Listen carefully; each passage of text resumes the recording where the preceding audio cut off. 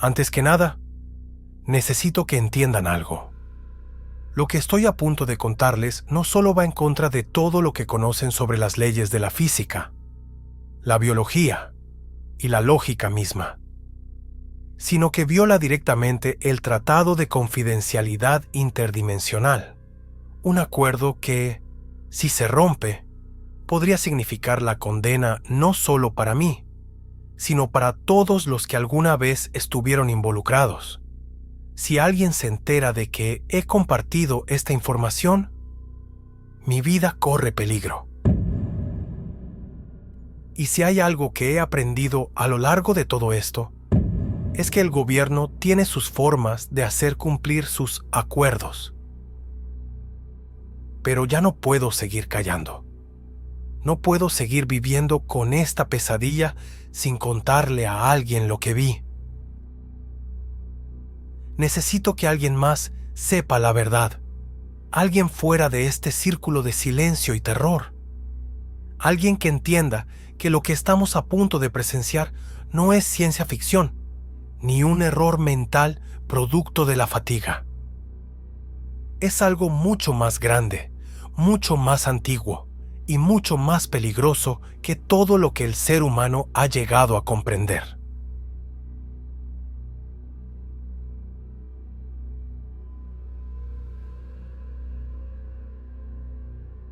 Todo comenzó hace 3 meses, cuando fui reclutado para un proyecto ultra secreto del gobierno. Al principio, me parecía una oportunidad de ensueño. ¿Quién no querría formar parte de algo tan trascendental? Viajar entre universos paralelos, explorar realidades alternativas, resolver misterios que ni siquiera las mentes más brillantes de la ciencia habían tocado. Me sentí especial, elegido. La idea de ser parte de un avance tan radical de la humanidad me embriagó. Ni siquiera cuestioné por un segundo el verdadero propósito detrás de todo esto. Nos reunieron a un pequeño grupo de individuos, todos con habilidades específicas: científicos, ingenieros, soldados y yo, un simple explorador. El proyecto era ambicioso y a medida que avanzábamos en las fases iniciales, todo parecía estar bajo control. Las simulaciones y las teorías parecían coherentes, aunque, admito, en retrospectiva, había algo extraño en el aire. Algo que no supe identificar en ese momento.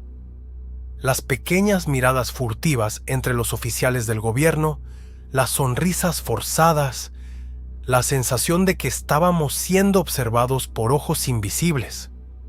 Pero eso fue solo el principio. El entrenamiento fue brutal.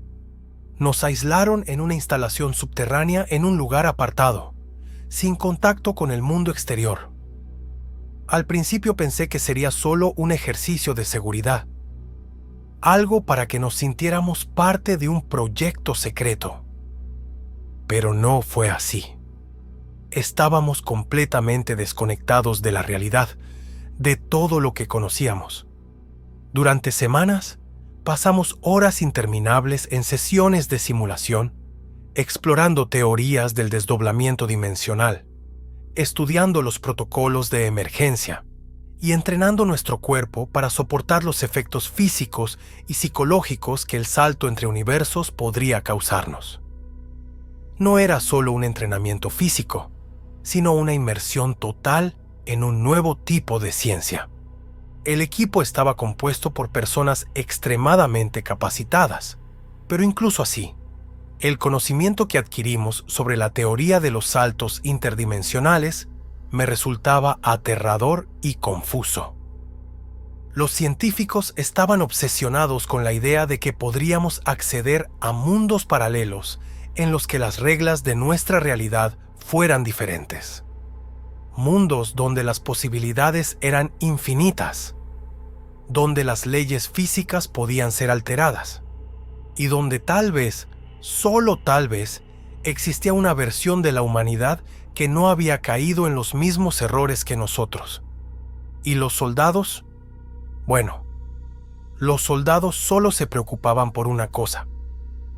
¿Qué haríamos si esas realidades paralelas no eran tan hospitalarias como pensábamos?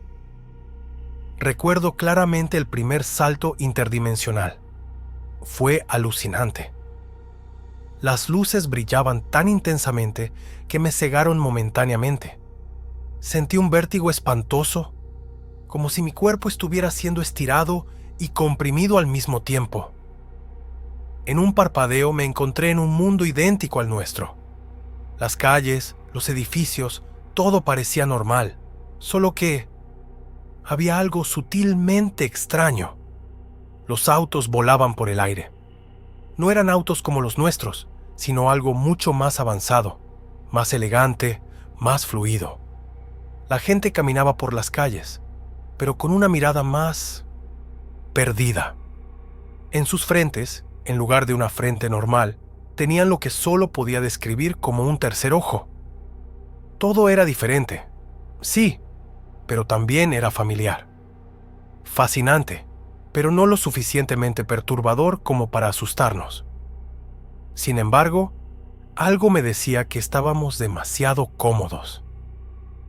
Fue en el tercer salto cuando todo cambió. Aterrizamos en lo que parecía ser nuestro planeta, pero estaba vacío, desierto. No había un solo ser humano en los alrededores.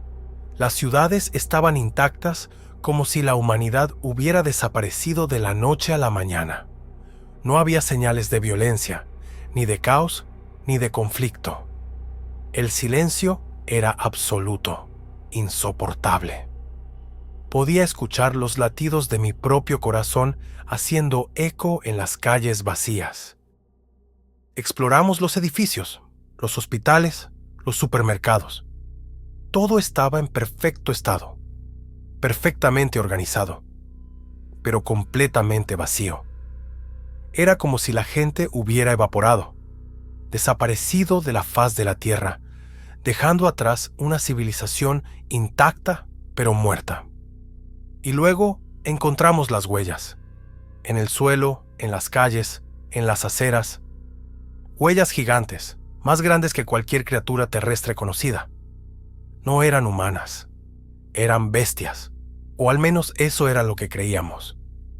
No sabíamos exactamente qué tipo de criaturas habrían dejado esas huellas, pero cuando nos adentramos en un rascacielos cercano, encontramos algo mucho peor. Encontramos algo que nunca debimos haber encontrado. Una criatura. Colosal. Como si hubiera salido directamente de las pesadillas de Lovecraft. Tentáculos retorciéndose, ojos por todas partes, una boca llena de colmillos que parecía capaz de devorar un edificio entero. No debía existir. No podía existir. Sin embargo, estaba allí, enfrente de nosotros.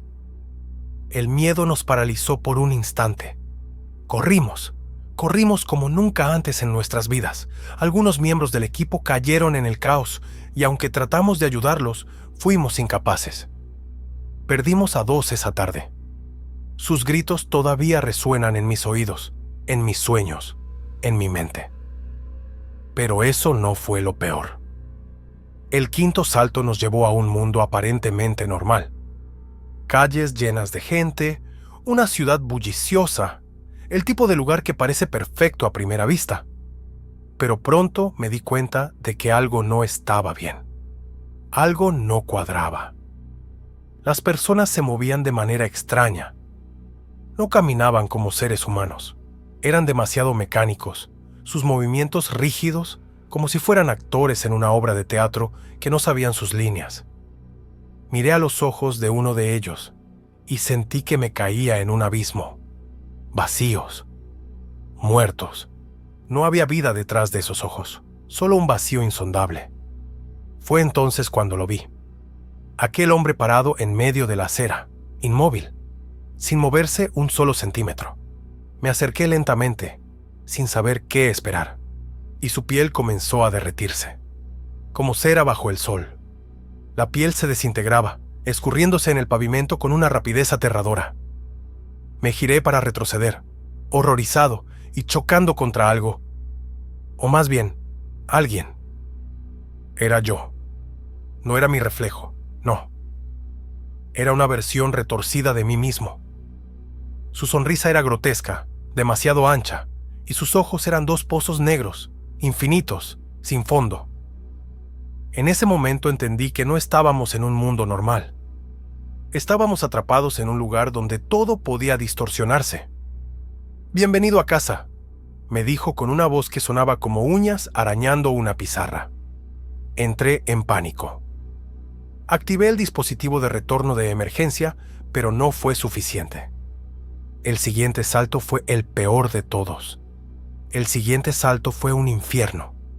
El cielo se tornó de un rojo profundo, como si la misma realidad estuviera sangrando. Las estructuras eran imposibles.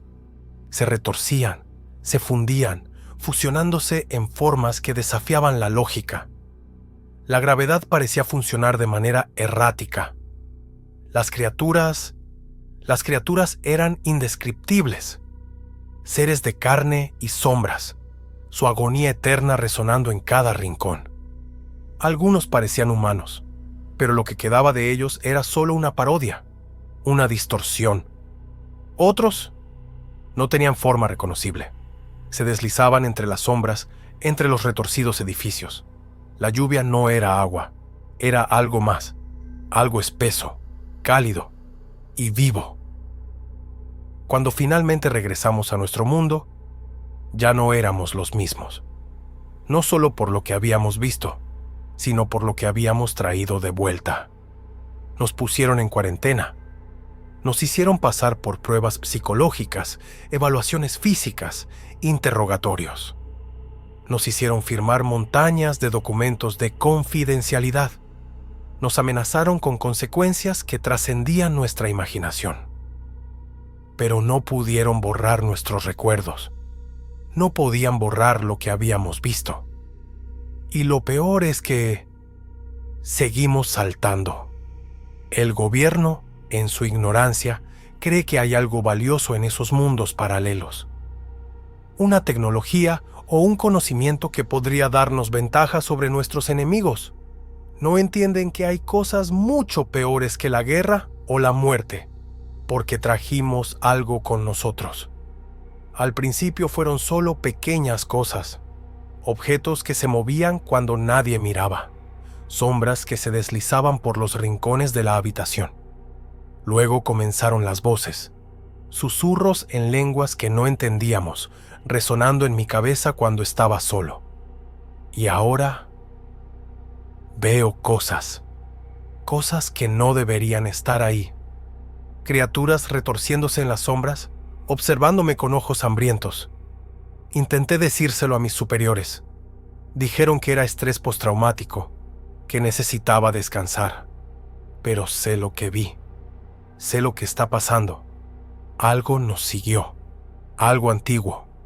Algo hambriento. Y está creciendo. Puedo sentirlo ahora, mientras les cuento esto. Está en los rincones oscuros de la habitación, acechando en las sombras, esperando el momento adecuado para...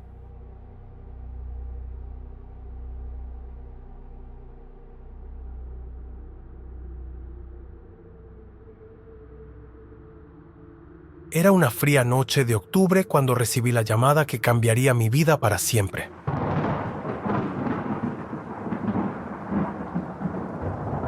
El inspector jefe Martínez, con voz grave, me pidió acudir urgentemente al viejo Colegio San Agustín, abandonado desde hacía más de una década.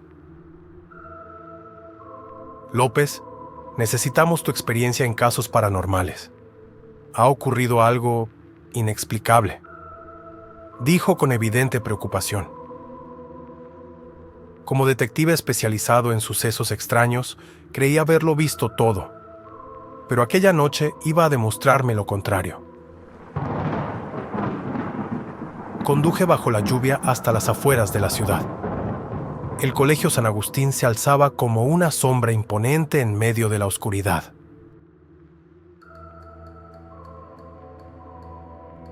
El inspector Martínez me recibió en la entrada, rodeado de agentes visiblemente alterados. López, gracias por venir.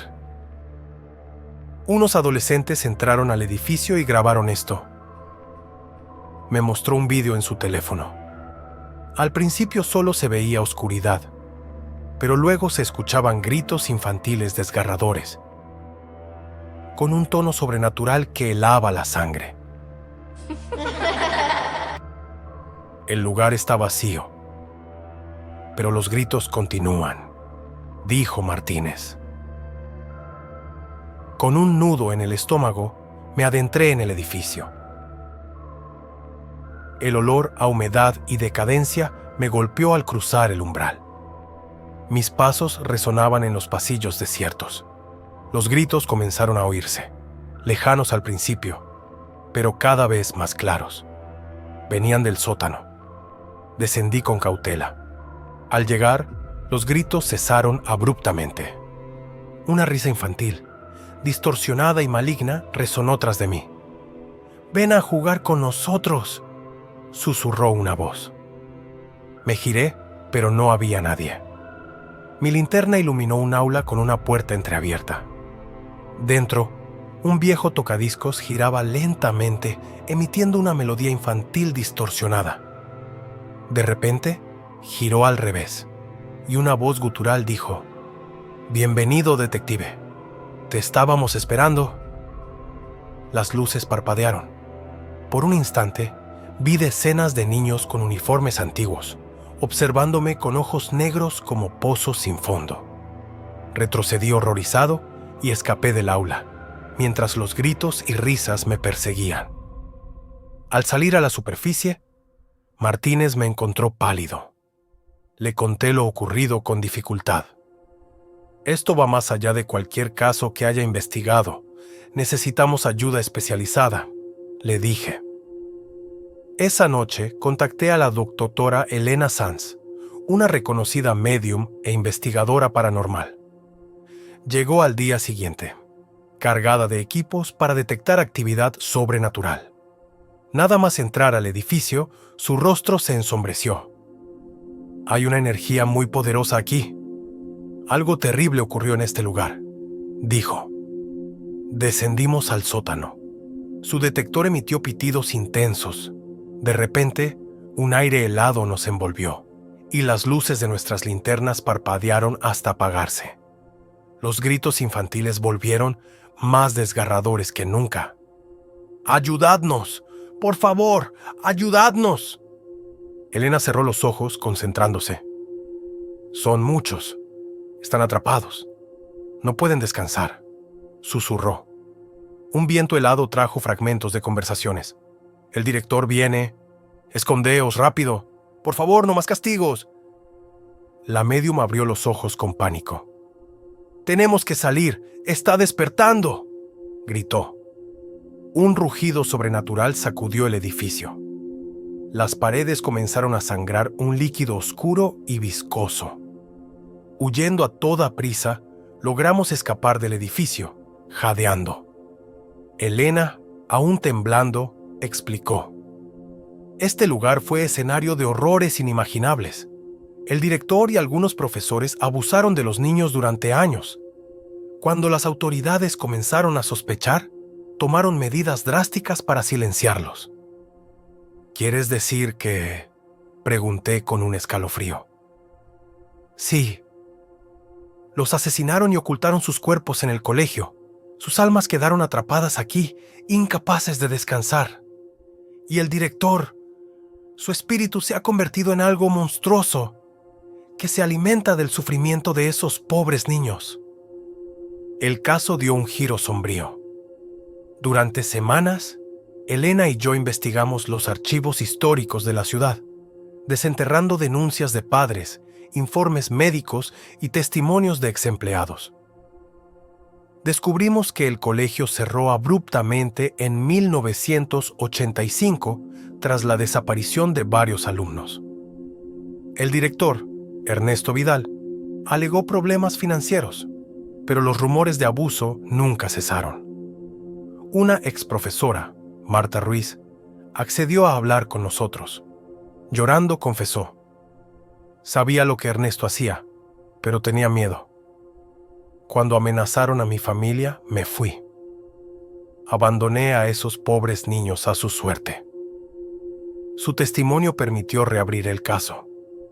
Durante la excavación en el colegio, encontramos decenas de pequeños esqueletos ocultos tras falsos muros y enterrados bajo el patio. El horror superó nuestras peores expectativas. A pesar de la conmoción nacional, sabía que el caso no terminaría hasta liberar las almas atrapadas y enfrentar al espíritu de Ernesto Vidal. Elena organizó un ritual de limpieza espiritual. Volvimos al colegio, acompañados por un equipo de médiums y policías. Nada más entrar, los fenómenos comenzaron. Objetos que se movían solos, sombras deslizándose por las paredes, susurros espectrales. En el sótano, Elena inició el ritual. Mientras recitaba oraciones, los gritos de los niños resonaron con un tono de esperanza. Una luz cegadora inundó el lugar y las siluetas etéreas de los niños aparecieron a nuestro alrededor. Sus rostros mostraban paz, pero entonces la oscuridad se condensó en una figura monstruosa, el espíritu de Ernesto Vidal. «¡Son míos! ¡Me pertenecen!», rugió. Los niños formaron un escudo protector. La batalla entre luz y oscuridad fue intensa. En el momento más crítico, una nueva presencia apareció. Marta Ruiz. Había fallecido esa noche y su espíritu llegó para redimirse.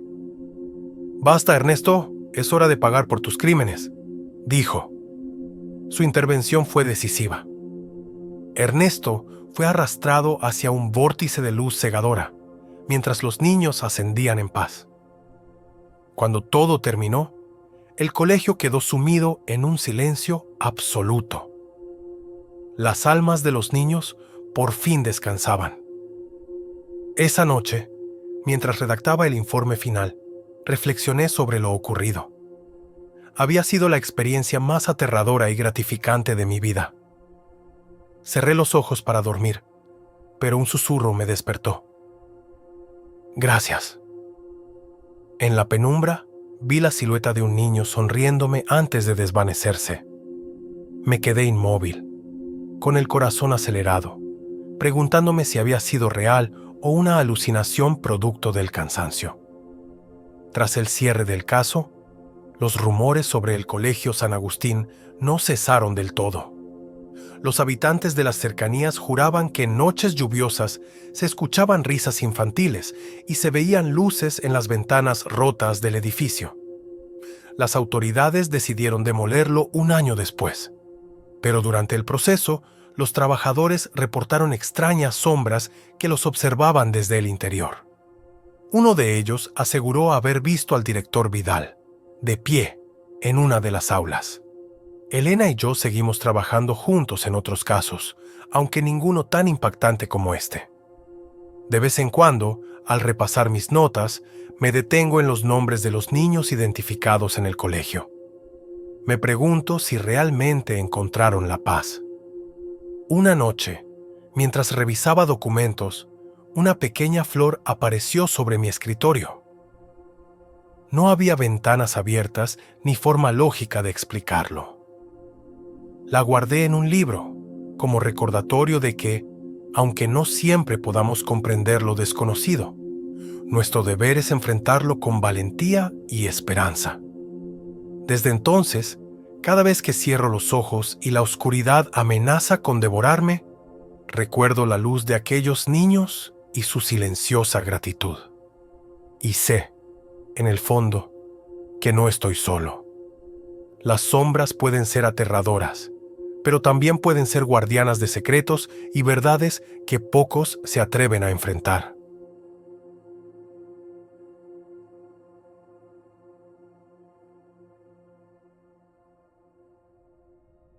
Aquel viernes, todo comenzó como una broma estúpida. Ya sabes, esas cosas que haces con tus amigos porque la vida en el barrio no da para más. Yo estaba con Manu, el más valiente del grupo, o el más idiota, según como lo veas. y Carla, que siempre llevaba su cámara porque juraba que iba a ser youtuber famosa algún día. Era pasada la medianoche y estábamos frente a un McDonald's abandonado. El local llevaba cerrado al menos 10 años, pero su fachada seguía allí, decadente, con el letrero desgastado y los vidrios opacos por el polvo. En el centro del estacionamiento había una figura enorme de Ronald McDonald, el famoso payaso, sentado en un banco. Tenía esa pose típica, con una mano levantada como si te estuviera saludando, y una sonrisa que, bajo la luz de la luna, se veía diferente, más siniestra. «No tienen los huevos para entrar», dijo Manu, cruzándose de brazos y mirándonos a Carla y a mí. «¿O sí?» Carla alzó la cámara, encendiéndola. El pequeño destello de la luz roja iluminó su sonrisa confiada. Todo por el contenido. Chicos, a la gente le encantan estas cosas. Yo, en cambio, no estaba tan convencido. Algo en ese lugar me daba mala espina.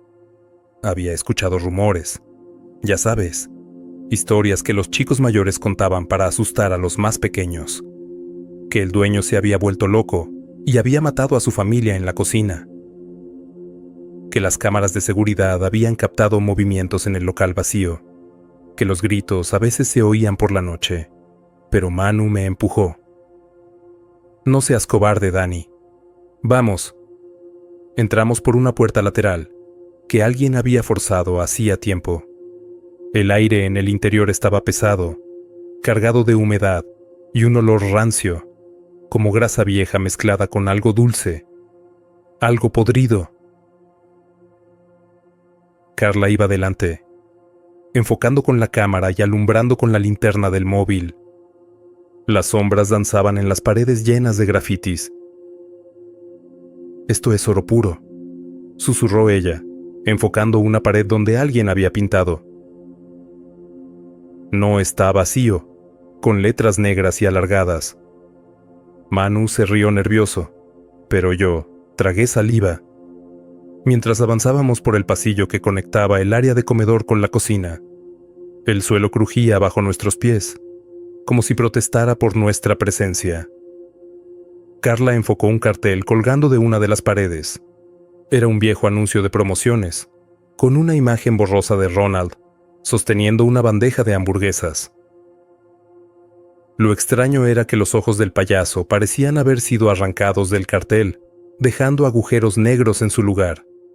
«Esto es raro», murmuró Carla, acercándose con la cámara. Cuando pasé junto a ella, sentí como si algo me rozara el cuello. Algo frío. Miré a mi alrededor, pero no vi nada. ¿Lo sentiste?, pregunté en voz baja. Carla negó con la cabeza. «¿Sentir qué?», respondió Manu, que caminaba varios pasos delante de nosotros. Su tono era más desafiante que curioso. «Nada, olvídalo». Avanzamos hacia la cocina. Allí todo estaba oxidado, cubierto de mugre y polvo. Las freidoras, los mostradores, incluso había una pila con agua estancada. Carla enfocó con la cámara, y justo en ese momento, algo crujió detrás de nosotros. Nos giramos en seco. Nada. Manu soltó una carcajada forzada. Seguro que fue un gato o algo así, pero yo no estaba tan seguro. Había una sensación extraña, como si algo nos estuviera observando. Carla seguía grabando, murmurando para el micrófono. «Estamos dentro del antiguo McDonald's de la Avenida Central. Dicen que ocurren cosas extrañas aquí». Fue entonces cuando la luz del teléfono de Carla parpadeó y se apagó de golpe. «Mierda», murmuró ella, golpeando el móvil. «Se acaba de apagar, pero la batería estaba al 80% hace un rato. Debe ser la humedad», dijo Manu, pero incluso él sonaba menos seguro ahora. Sacó su propio teléfono para alumbrar, pero la luz era débil y apenas nos daba visibilidad. Carla intentó encender su cámara, pero no funcionó. Justo cuando estábamos pensando en salir de la cocina, Carla enfocó la linterna del móvil hacia el suelo. Había huellas, grandes, como de botas, pero con la peculiaridad de tener la forma de un pie alargado, con una especie de curva hacia afuera. Parecían recientes. Eso no estaba cuando entramos, dijo Carla, con la voz temblando.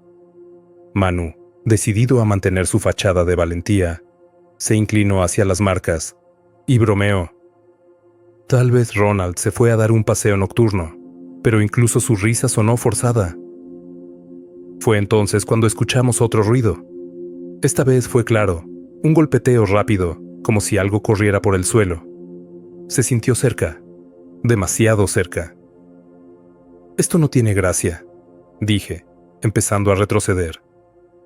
Pero Manu se adelantó. ¿Quién anda ahí?, gritó, su voz rebotando por el local. ¡Sal de una vez! El silencio que siguió fue sepulcral. Podías oír nuestras respiraciones, entrecortadas. Entonces, de la nada, una risa. Baja, gutural, como si alguien intentara imitar la risa de un payaso, pero no supiera cómo hacerlo bien. Carla giró la cámara hacia el sonido, aunque no grababa, y ahí lo vimos. Al otro lado de la cocina, entre las sombras, estaba él, Ronald McDonald. No la estatua del estacionamiento, no, era él, o algo que se parecía mucho. Su traje amarillo estaba sucio y desgarrado, y la pintura de su cara estaba corrida, dejando manchas rojas y blancas por todo su rostro. Nos miraba fijamente, con la cabeza ladeada y una sonrisa que era más dientes que otra cosa. En sus manos sostenía algo que parecía un cuchillo, pero estaba oxidado y cubierto de una sustancia oscura que preferí no identificar. ¡Corran!, susurré, pero ninguno de nosotros se movió. Era como si estuviéramos congelados, atrapados por esa mirada. De pronto, Ronald se movió. No caminó. No. Se lanzó hacia nosotros, como si deslizara su cuerpo sobre el suelo. Carla gritó, y salimos corriendo por donde habíamos entrado. Manu tropezó, pero logró levantarse. No miramos atrás hasta que estuvimos fuera del local, jadeando bajo el cielo nocturno. El estacionamiento estaba desierto. La estatua de Ronald seguía en su lugar, inmóvil, con su sonrisa permanente. Pero algo estaba mal. El banco en el que estaba sentado había marcas, como de manos ensangrentadas. Carla encendió la cámara para revisar si había captado algo dentro, pero la pantalla estaba en negro. Era como si todo lo que había grabado hubiera desaparecido. No vuelvo a entrar allí nunca más, dije, con las piernas temblando. Manu asintió, pero Carla no dijo nada. Estaba demasiado ocupada mirando la estatua, con una expresión que no había visto en ella antes. Puro terror. ¿Qué pasa?, pregunté. Ella alzó la mano, apuntando al banco. No estaba sentado así antes, y tenía razón. La estatua había cambiado. Ahora Ronald estaba inclinado hacia adelante, con los codos apoyados en las rodillas y la cabeza girada hacia nosotros. Nos miraba. Carla, aún mirando la estatua, empezó a dar pasos hacia atrás sin dejar de observarla. Algo en su rostro reflejaba una mezcla de incredulidad y terror absoluto. Yo también miré la figura de Ronald. Pero ahora, la sensación de miedo se multiplicaba. El aire estaba pesado, denso, como si todo alrededor estuviera esperando algo. ¿Vas a quedarte ahí mirándola?, preguntó Manu, intentando dar un toque de humor para aliviar el ambiente, pero su voz tembló un poco al final. Carla no le respondió. Aún apuntaba con su dedo hacia la estatua. Sus ojos, fijos en la figura, se agrandaron, como si acabara de ver algo que no podía procesar. «¿Carla?», dije, acercándome a ella con cautela. Mi corazón latía desbocado. Pero algo en la actitud de Carla me preocupaba más que cualquier otra cosa. Su expresión estaba completamente congelada. De repente, ella rompió el silencio con una exhalación profunda, casi como si hubiera estado conteniendo el aliento por minutos. No estaba así antes, susurró, su voz quebrada. Mi corazón se detuvo. Miré a Ronald McDonald nuevamente. Ahora, en lugar de estar sentado de forma rígida, la estatua estaba ligeramente inclinada hacia adelante, como si estuviera observándonos, esperando que hiciéramos algo. La posición de las manos había cambiado también. La sonrisa, antes inmutable, ahora parecía más cruel. Una risa baja, gutural, flotó en el aire.